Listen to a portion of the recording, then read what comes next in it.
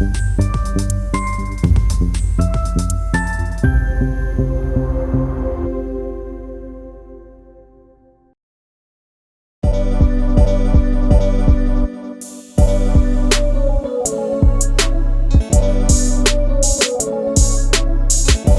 Sobat Film, ini adalah series Taxi Driver Season 2, menceritakan tentang seorang yang bekerja sebagai pengemudi taksi. Ia bekerja di perusahaan taksi misterius. Mereka memberikan layanan balas dendam pribadi untuk para korban yang tidak mendapatkan hukuman secara adil. Nantinya kita diperkenalkan dengan beberapa tokoh di film ini. Antara lain, Kim adalah pria tampan yang selalu bersemangat. Dia menjadi seorang sopir taksi dan dari latar belakang pasukan khusus. Ibunya meninggal karena pembunuhan berantai. Karena itu, kehidupannya mulai berubah. Sekarang Kim bekerja sebagai sopir taksi mewah dari perusahaan taksi Pelangi. Namun perusahaan tersebut ternyata bukan perusahaan taksi biasa. Perusahaan taksi itu menawarkan layanan balas dendam, dan jika mendapat klien, Kim bersama rekan-rekannya akan melakukannya. Selain itu, dia juga akan terlibat juga dengan seorang bernama Esom. Dia adalah pengacara yang bersemangat dan berusaha mengejar keadilan di dunia yang tak bermoral seperti sekarang. Jang adalah seorang CEO dari perusahaan agen taksi misterius Rainbow Taxi Company. Perusahaannya memberikan layanan balas dendam untuk kliennya. Dan Go-eun adalah wanita muda yang ahli dalam bidang IT. Dia juga peretas hebat dan dapat menyelesaikan permintaan dari Kim. Mereka semua memiliki tujuan yang sama untuk menegakkan hukum dengan caranya sendiri. Hari itu di dalam tahanan, seorang bernama Kim akan melalui sidang kebebasannya bersama para tahanan lainnya, dan mereka akan dibawa ke suatu tempat untuk melakukan sidang oleh polisi. Ketika di perjalanan, Kim memerintahkan tahanan lainnya untuk memakai sabuk pengaman, karena teman-teman Kim menyiapkan bom untuk menyelamatkannya. 안전벨트. Tepat di tengah perjalanan, kendaraan yang ditumpangi oleh Kim dan para tahanan meledak dan terbalik.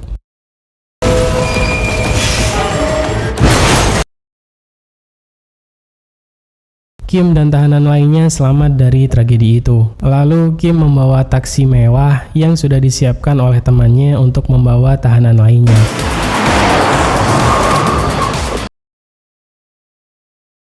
Di dalam taksi, para tahanan mengeluh haus, lalu Kim memberikan minuman yang ada di dalam taksi, dan ternyata itu sudah dicampur oleh obat tidur. Para tahanan yang tak sadarkan diri itu tiba-tiba ada di suatu tempat yang dikepung oleh tim SWAT untuk menangkap mereka. Tanpa mereka sadari, mereka sedang dijebak oleh Kim dan teman-temannya. Alih-alih para tahanan itu melarikan diri dan mempunyai niat buruk pada polisi, sehingga akan dikenai penjara seumur hidup.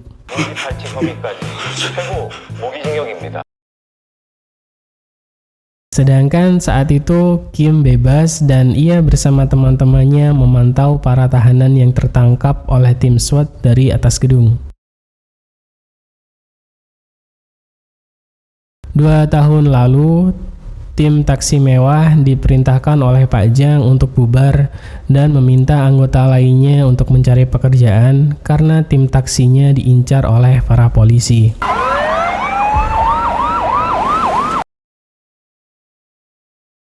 Ketika penggerebekan, Pak Jang ditangkap oleh polisi dan dibawa ke kantor.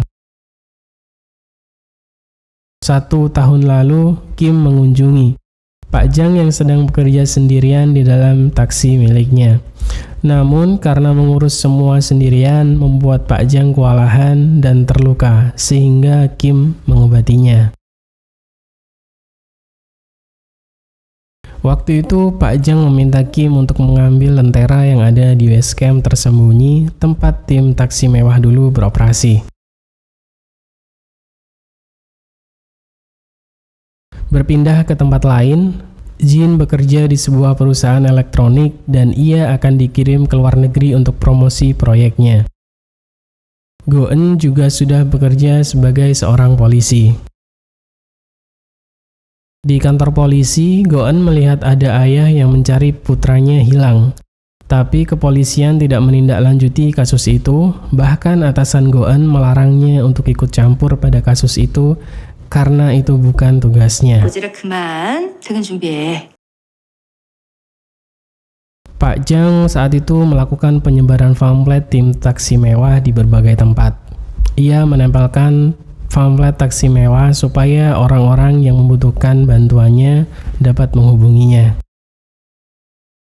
Keadaan ayah yang kehilangan anak itu merasa putus asa dan ia hampir bunuh diri dengan melompat dari jembatan.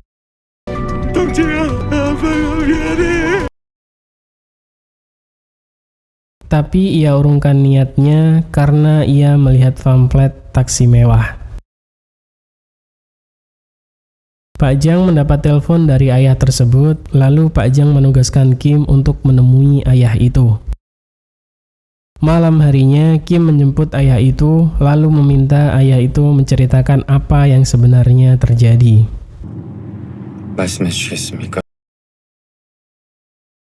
Anak yang hilang itu bernama Dong. Ia dibesarkan oleh ayahnya dan tumbuh menjadi pria yang baik. Hingga suatu hari ada seseorang yang menagih kontrak kedai ayahnya dan Dong melihat itu. Sehingga Dong memutuskan untuk bekerja di luar negeri. 나 외국에 교환학생으로 가게 됐어.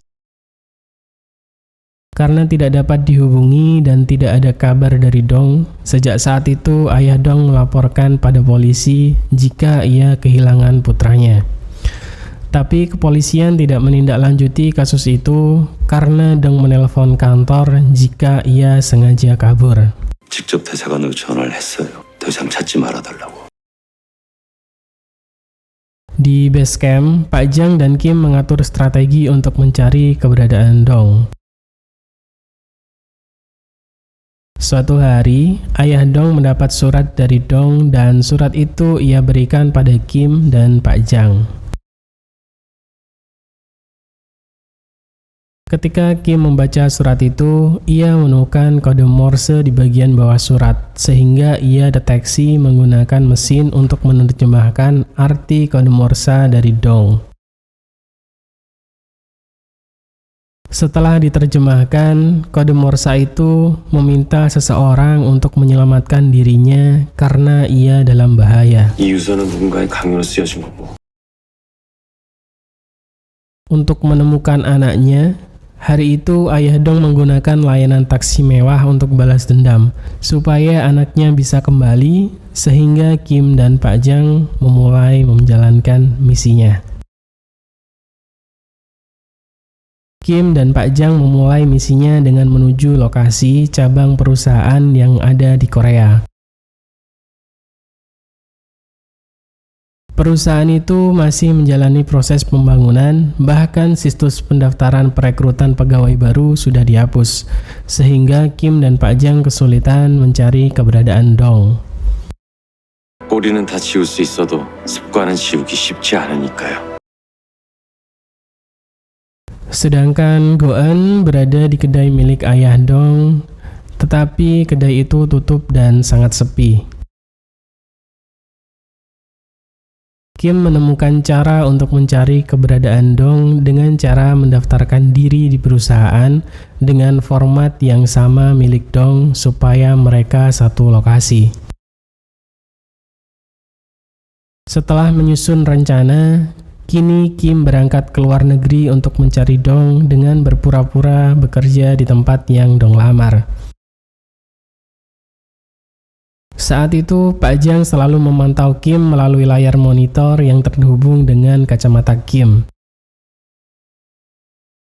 Hari itu, Jin dan Go menjenguk Pak Jang. Mereka mencari Pak Jang hingga menemukan poster anak hilang di lacinya. Lalu mereka segera menemui Pak Jang di base camp, tapi mereka malah diusir oleh Pak Jang. 다들 나가. 다시는 찾아오지 마. Jin dan Go merasa jika ada sesuatu yang disembunyikan oleh Pak Jang dari mereka, terutama tentang poster orang hilang yang ada di laci Pak Jang. Sehingga mereka memutuskan untuk menemui Go-eun. 뭔가 숨기고 있는 게 틀림없어. Setelah menempuh perjalanan, kini Kim tiba di Busan. Ia menggunakan kacamatanya supaya Pak Jang bisa memantaunya dan merekam hal-hal penting yang ditemui oleh Kim.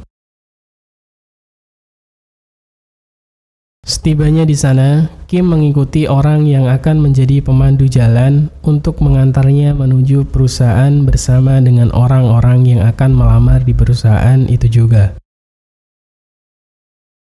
Jin dan Go menemui Go-eun untuk memberitahunya jika Pak Jang dan Kim menjalankan misi tanpa mereka. 오늘도 대표님이랑 김도희 기사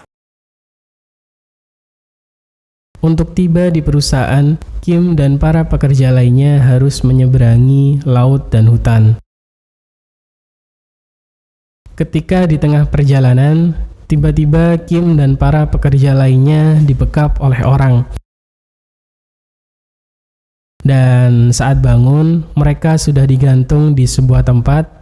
Bahkan Kim tidak menggunakan kacamatanya sehingga Pak Jang sangat khawatir. 김군! 내 말 들리나 김군? Kim dan para pekerja lainnya disiksa oleh penjaga. Ternyata pekerjaan mereka adalah membuat Kim judi ilegal. 혹시 지금 불법 도박 프로그램을 만들란 말씀이신가요? Kim dan para pekerja lainnya diperlakukan dengan kasar, bahkan mereka ditempatkan di dalam sebuah sel.